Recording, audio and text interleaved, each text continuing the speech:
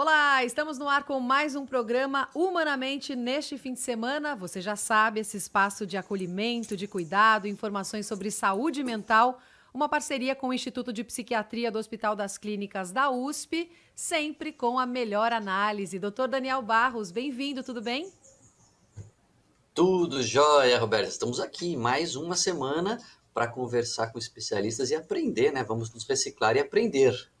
Pois é, e o nosso tema hoje, olha, rende muito, hein? Você, ouvinte da Band News FM, se considera compulsivo na alimentação ou é bem resolvido, hein, nesse assunto? Porque é muito comum a gente ouvir aquela frase, né, doutor? Ah, eu tenho compulsão por doce. Mas a falta de controle por um tipo específico de alimento é diferente de compulsão alimentar de verdade. A gente vai falar sobre isso. Vamos receber no programa de hoje a doutora Leorides Duarte Guerra. Ela que é psicóloga com pós-doutorado em saúde mental pela Faculdade de Medicina da USP, coordena o Núcleo de Estudos de Obesidade do IPQ. Doutora, bem-vinda. Olá, bom dia a todos. Muito obrigada pelo convite. É um prazer estar aqui discutindo um tema tão atual e relevante nos dias de hoje. Doutor Daniel, faça as honras, por favor.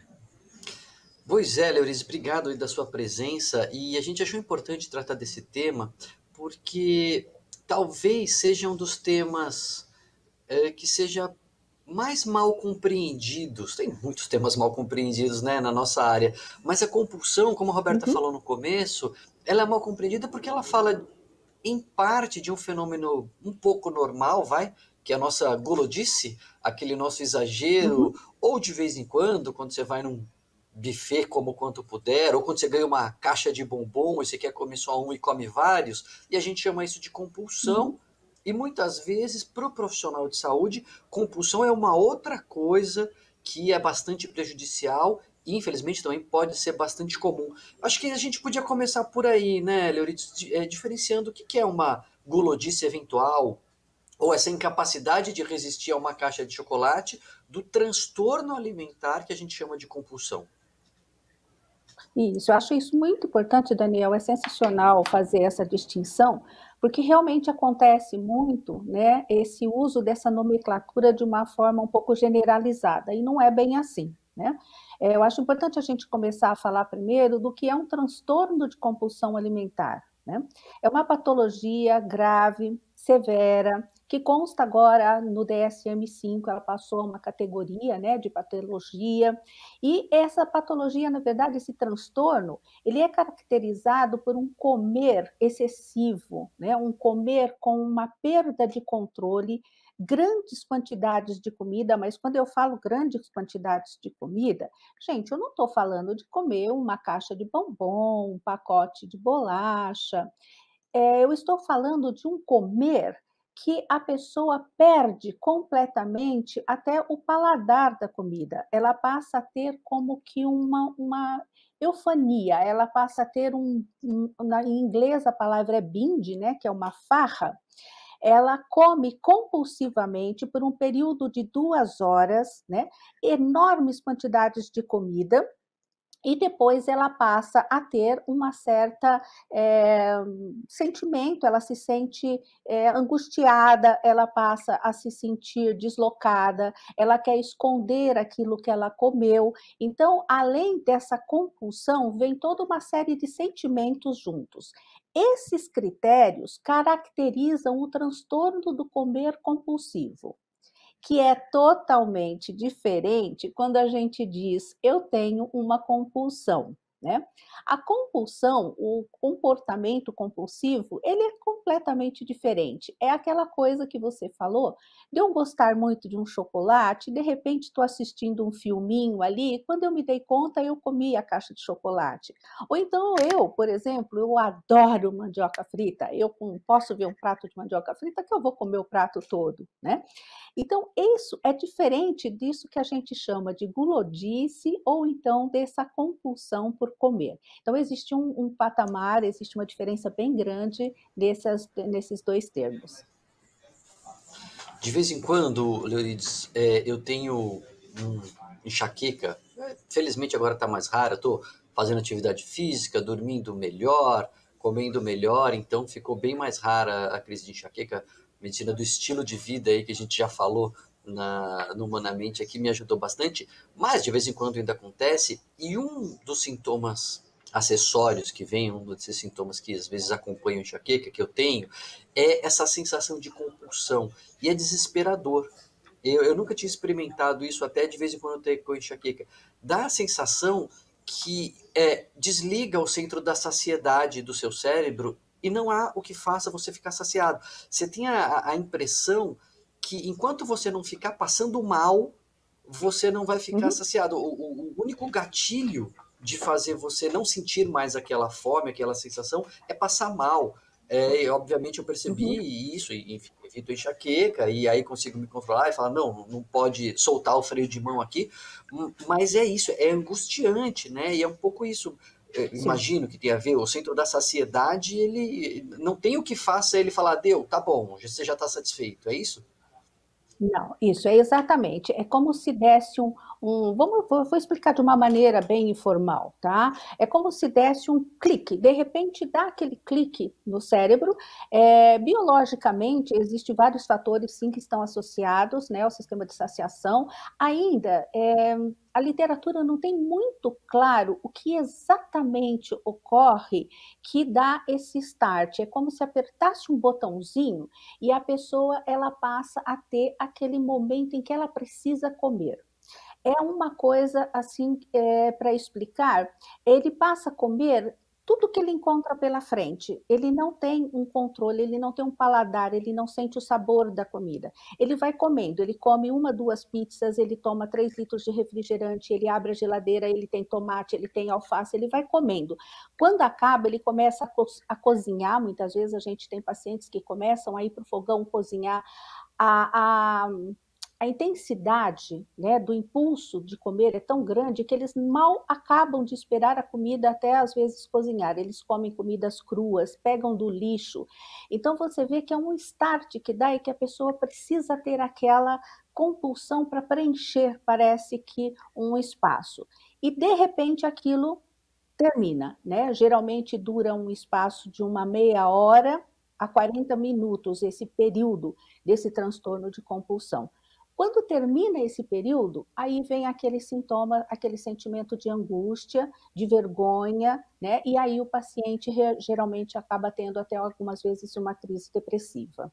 Né? Sim. Então é bem isso mesmo, né? Ele está muito associado com o sistema de prazer, Sim, e doutora, de é saciedade.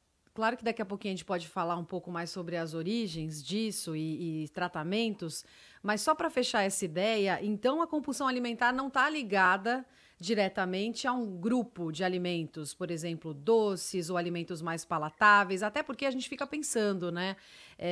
Com tantos Não. alimentos ultraprocessados que a gente tem, industrializados, que têm de fato componentes que existem para que a gente não consiga ter controle do que estamos comendo, né? Para que a gente tenha vontade de comer mais e mais.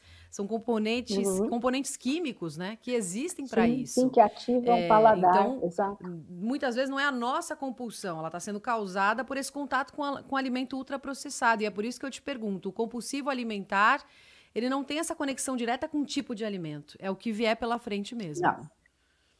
Isso, eu acho que isso é um dos fatores que diferencia bem você ter essa compulsão por alguns alimentos, né? Alguns alimentos eles são mais palatáveis, eles ativam mais as suas papilas, e aí você, claro, você vai querer muito mais aqueles alimentos. Principalmente, vou dar um exemplo, né? Uma mulher quando ela está no período pré-menstrual, né? Na tensão pré-menstrual, ela tem uma tendência a querer alguns tipos de alimentos mais palatáveis, mais fortes, chocolate, comidas mais quentes, né? Então, isso é completamente diferente de uma pessoa que ela acaba desenvolvendo o transtorno da compulsão alimentar, que não tem uma escolha pelos alimentos, é o que tem pela frente. Ela precisa saciar aquele momento de impulsividade intensa que ela tem. Então, não tem uma escolha alimentar. É lixo, é resto de comida, é comida que não está cozida ainda, alimentos que às vezes eles não gostam, alimentos que no dia a dia eles não comem e eles passam a comer naquele momento em que eles têm uma crise, né? Em que eles têm o famoso binge. A gente está recebendo a doutora Leolides Duarte Guerra, psicóloga, pós-doutorado em saúde mental pela Faculdade de Medicina da USP, ela que também é coordenadora do Núcleo de Estudos de Obesidade do IPQ.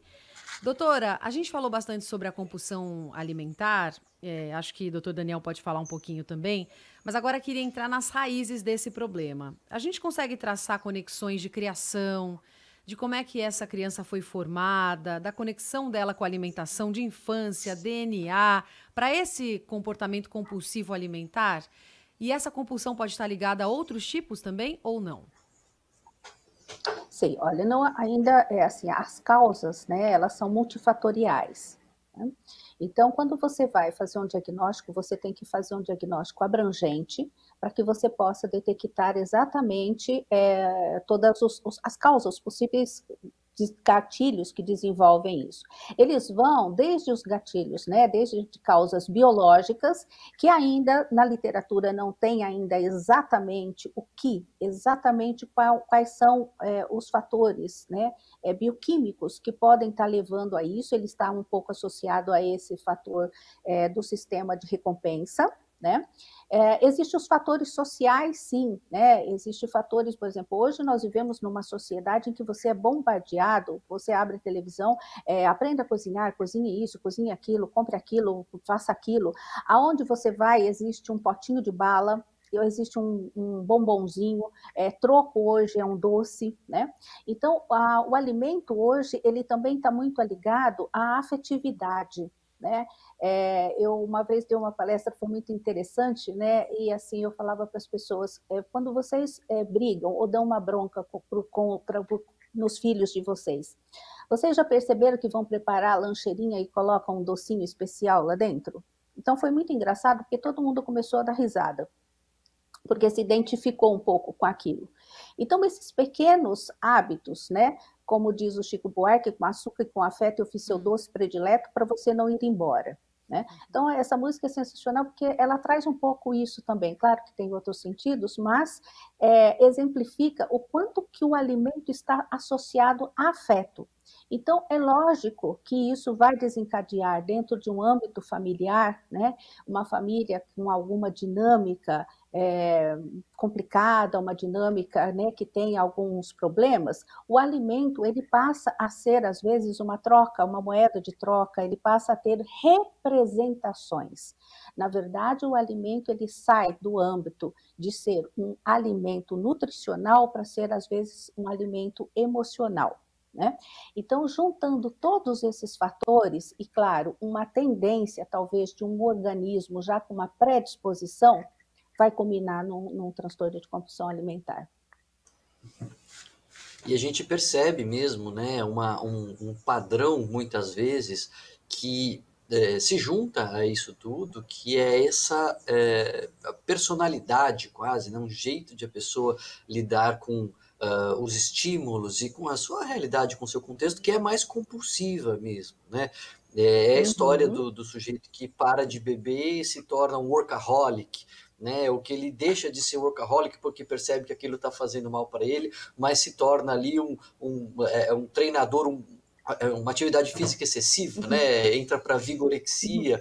Então tem muitos pacientes, a gente percebe isso, né? A gente consegue controlar eventualmente um comportamento, o sujeito faz uma cirurgia bariátrica e começa a beber, que nunca bebeu, né? Então existe um padrão compulsivo, uma tendência, né, ao exagero que muitas vezes está na personalidade e encontra essas canalizações, às vezes é o jogo, às vezes é o trabalho, mas por tudo isso que você está falando, né, Leonides, que tem todo esse valor sentimental e afetivo no alimento, isso também acaba sendo muitas vezes um canal, né, para a pessoa descontar. Eu até costumo dizer, em linha com o que você estava falando no primeiro bloco, que a compulsão, na verdade, é o oposto do prazer. Quando a pessoa fala assim, eu exagero no chocolate, eu tenho compulsão por chocolate porque eu gosto muito. Eu falo, não, vamos separar as coisas, porque quem gosta muito faz devagar. Quem gosta muito quer Uhum. aproveitar, não quer que acabe aquilo Saboreia. nunca, né? Saboreia. Eu Uhum. não quero que isso acabe nunca porque é Uhum. muito gostoso.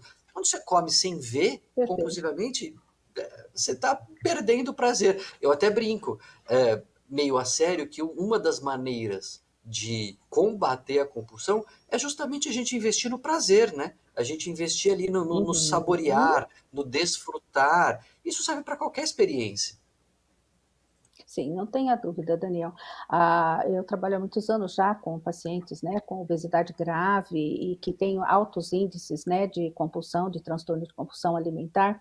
E assim, a gente tem visto o quanto que isto está associado, sim, né, a diversos fatores e a dificuldade de trazer isso à tona, de trabalhar isto, né, e que está ligado também a uma série de outras, tem várias comorbidades associadas, na verdade, né, ao transtorno de compulsão alimentar. Ele vem associado com ansiedade, ele vem associado com depressão, fora as comorbidades clínicas também que a gente observa, né. Então, é uma patologia muito difícil, complicada. Eu acho que nós vamos ter que aprofundar muitos estudos ainda nisso. No nosso trabalho, a gente começa a verificar ainda, claro, vai precisar muita pesquisa para podermos delimitar isso precisamente, mas o que você falou é interessante, porque existe sim, a gente está indo para essa tendência de um perfil. Parece que existe algo assim específico, né? Talvez lá no futuro a gente consiga traçar talvez um perfil tanto clínico quanto psicossocial de um paciente que possa estar desenvolvendo aí a compulsão alimentar. Sim. E Leurides, você falou desse seu trabalho com pessoas com obesidade. A obesidade nem sempre está ligada à compulsão alimentar? E a compulsão sempre tem ligação com ansiedade? O paciente que tem obesidade grave, né, ele tem altas taxas de transtornos de compulsão alimentar. Isso daí está muito correlacionado, tá? Mas nem todo paciente com compulsão alimentar tem obesidade, tá? Porque ele pode ter a compulsão alimentar e muitas vezes ele pode estar fazendo uso de alguma forma de sanar aquilo, né? Ele pode ter algum tipo de controle. Então, ele já não preenche mais o critério, né? É, então, isso vai levar com que o paciente ele perca um pouco até a referência. É muito difícil na nossa sociedade hoje buscar isso. Até, inclusive, nós fizemos aí né, um guia, tipo um guia, para a própria sociedade poder começar a identificar. Porque o paciente, ele próprio não consegue identificar quando ele está com um transtorno. Ele esconde, muitas vezes, da família, né? Desculpa, Roberto, qual foi a segunda parte da pergunta? Se toda compulsão tem raiz na ansiedade. Ah, sim. Esse é um trabalho que nós fizemos, foi muito interessante, foi muito legal, né? Porque nós fizemos durante a pandemia com os nossos pacientes e foi uma surpresa porque assim, nesse âmbito que estuda transtornos alimentares, a compulsão ela é assim colocada como um dos principais transtornos a ser estudado, né? Como se ele fosse responsável pela depressão, pela ansiedade e por outros transtornos que estão às vezes associados. E nesse trabalho nós vimos, e foi assim publicado, e é muito, muito bem citado, né? Teve uma aceitação muito boa, porque nós começamos a perceber que, na verdade, o transtorno da compulsão alimentar, ele sofre um efeito da ansiedade, né? E muitas vezes a ansiedade, ela não é tão valorizada. Os sintomas da ansiedade, muitas vezes, eles passam como comportamentos naturais, né, da pessoa. Ele é meio estabanado, ele é acelerado, ele é não sei o quê. E muitas vezes aquilo já é um sintoma de uma ansiedade patológica. E ela tem um efeito muito grande sobre o transtorno da compulsão alimentar. Então, quando falamos de transtorno de compulsão alimentar, temos que pensar que existe uma ansiedade que pode estar acionando isso e que, se eu for tratar, eu tenho que pensar no tratamento da ansiedade também. Numa visão de comorbidade mesmo, né? Assim, não é Sim, que a sem dúvida. ansiedade, pelo que eu entendi, cause a pessoa, leve a pessoa a comer. né? A gente pode, no próximo bloco, voltar a esse tema da relação entre ansiedade e comida, que é bem interessante, estresse, ansiedade e comida, mas o transtorno da compulsão, né, eles têm muitas, como você está dizendo, comorbidades. A pessoa pode ficar deprimida por causa disso, a pessoa pode abusar do álcool por ter esse padrão compulsivo, pode também ter transtornos ansiosos. Então, é aquilo que a gente gosta de lembrar humanamente, né? A gente tem que tratar da pessoa como um todo, da pessoa inteira, e não só de uma queixa, né? Eu acho que isso vale para tudo, mas vale particularmente para a compulsão alimentar. Pois é, e a gente vinha falando da relação entre a ansiedade e a comida, né? E é muito interessante que a Leurides explicou para a gente que existe uma comorbidade. A pessoa tem o transtorno compulsivo, né, o transtorno de comer compulsivo, e também tem transtorno de ansiedade, também tem transtorno depressivo, isso pode acontecer. Mas às vezes a gente fala assim, isso que é importante, eu queria conversar com você, Leonidas, porque às vezes a pessoa diz assim, não sabe o que acontece, eu como, mas é por ansiedade. Eu como demais, mas é por ansiedade. Aí ela está colocando a culpa na ansiedade e deixando de olhar para o próprio descontrole, para o próprio comer compulsivo. Uhum. Até porque eu gosto do seguinte exemplo, né? Imagina que você está lá de manhã trabalhando, seu chefe vira para você e fala, olha, vem cá, depois do almoço eu quero ter uma conversa muito séria com você. Como é que fica? Para onde você vai, né, no seu almoço? Você vai num buffet, como quanto puder? Não, porque eu fiquei tão ansioso que o meu chefe, acho que vai me demitir, vai me dar uma bronca, que eu fui no buffet e comi o quanto eu pude.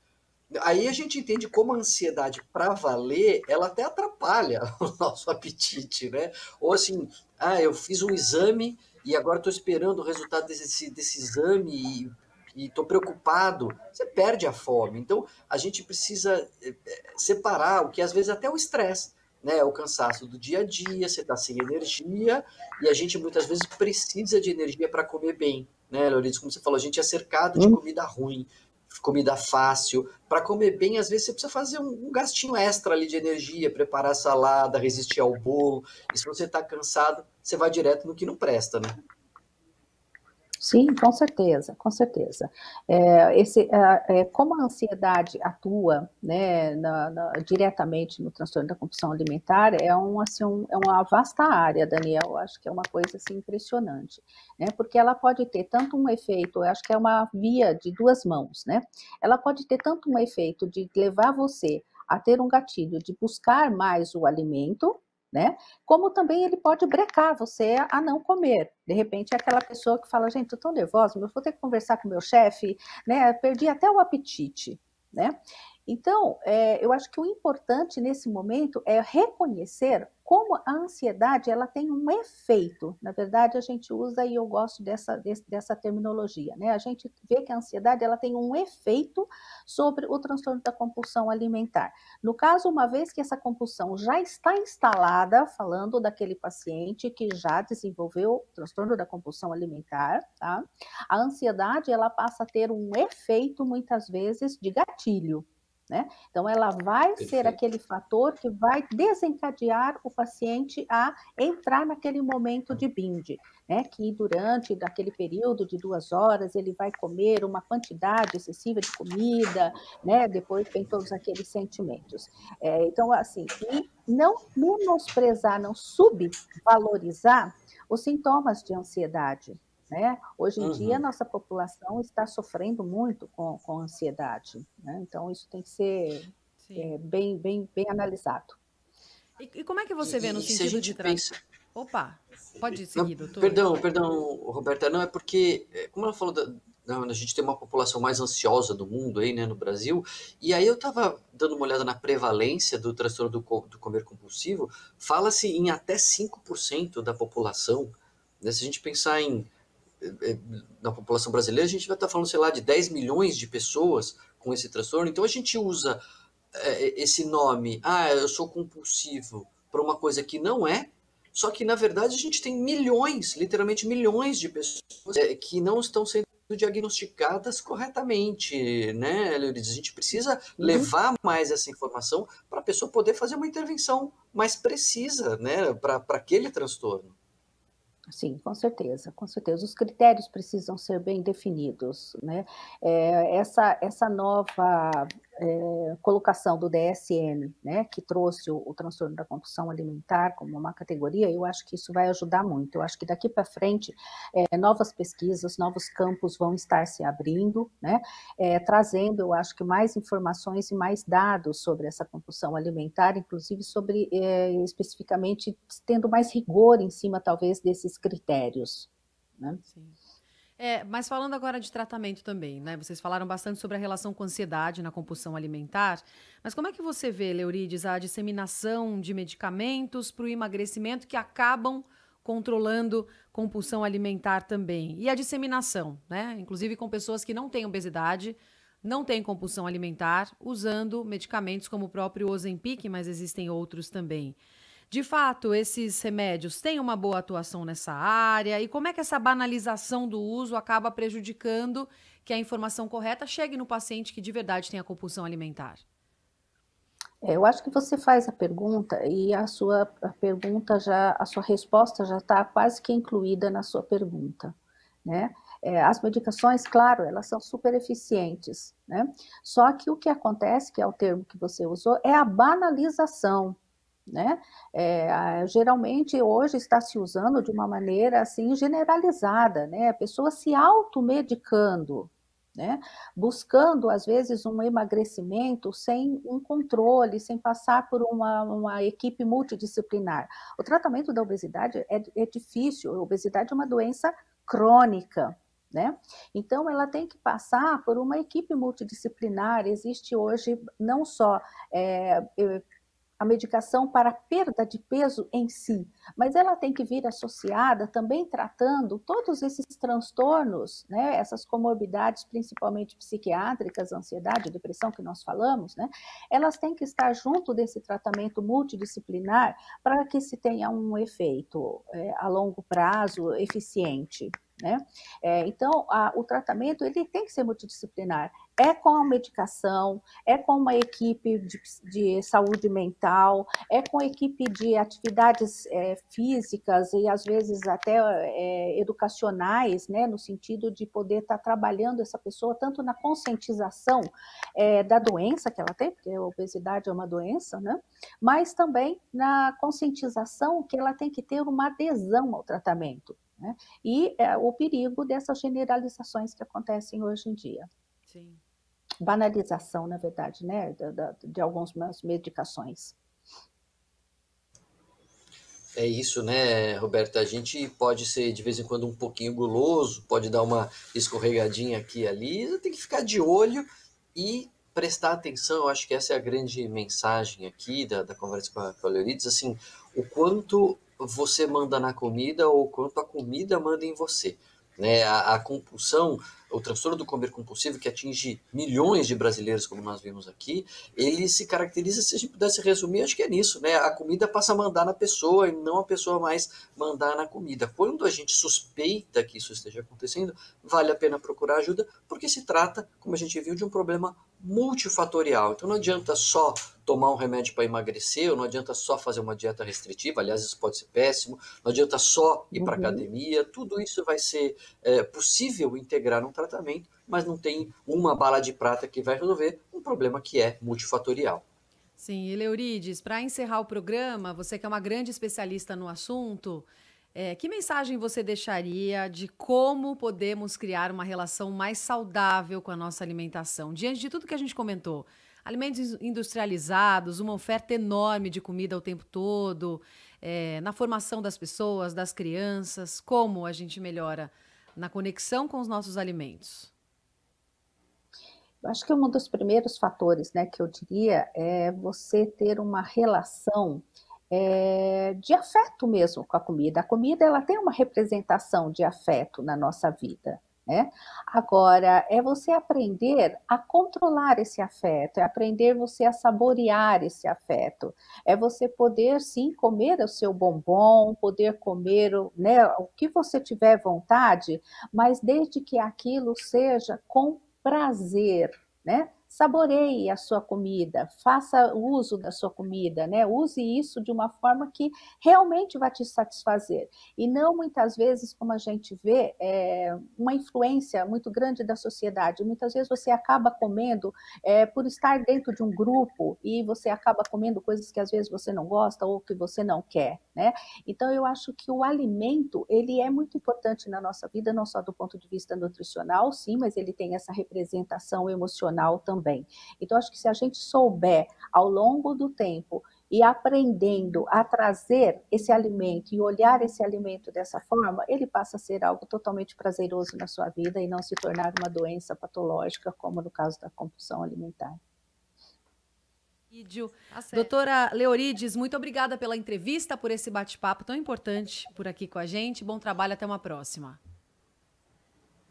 Muito obrigada, foi um prazer, agradeço muito. Doutor Daniel Barros, estamos de volta na semana que vem com mais um programa em versão estendida. Também tem as colunas diárias do doutor do Humanamente, que é uma parceria com o Instituto de Psiquiatria do Hospital das Clínicas da USP. Doutor, boa semana, obrigada. Boa semana, vamos que aproveitando os nossos programas, saboreando, não é para ouvir compulsivamente, né? É para saborear, para a gente pegar cada detalhe, é isso aí. É isso aí, com muita presença sempre. Beijo, doutor. Beijo.